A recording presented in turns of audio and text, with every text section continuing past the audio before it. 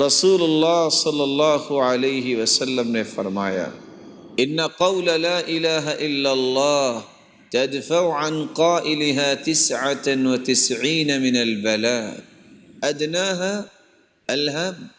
جو شخص اپنی زبان پہ لا الہ الا اللہ کے کلمات کو لے آتا ہے، اللہ رب العزت 99 بلائیں اس سے دور فرما دیتے ہیں۔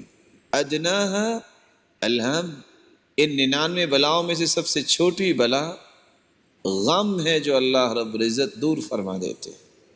اور آج انسانیت غم کو سب سے بڑی مصیبت سمجھتی۔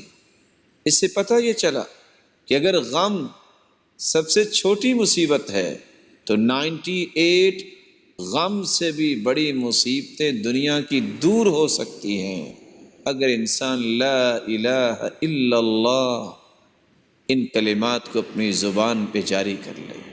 اور رسول اللہ صلی اللہ علیہ وسلم نے یہ فرمایا تھا افضل الذکر لا الہ الا اللہ، سب سے افضل ذکر لا الہ الا اللہ۔ اور قرآن مجید میں اللہ رب العزت فرماتے ہیں الذین آمنوا ولم يلبسوا ایمانهم بظلم اولئک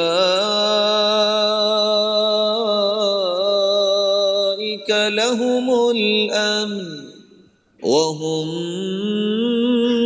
مہتدون۔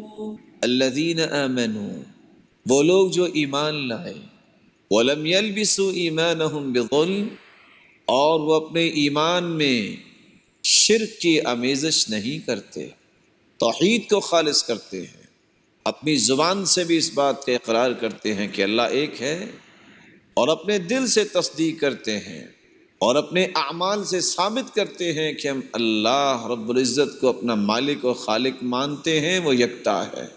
اللہ رب العزت آخرت میں تو ان کو انعامات سے نوازیں گے، دنیا میں ان کے لیے انعام ہے کہ امن و استقرار اللہ رب العزت نے انہی لوگوں کے لیے رکھا ہے۔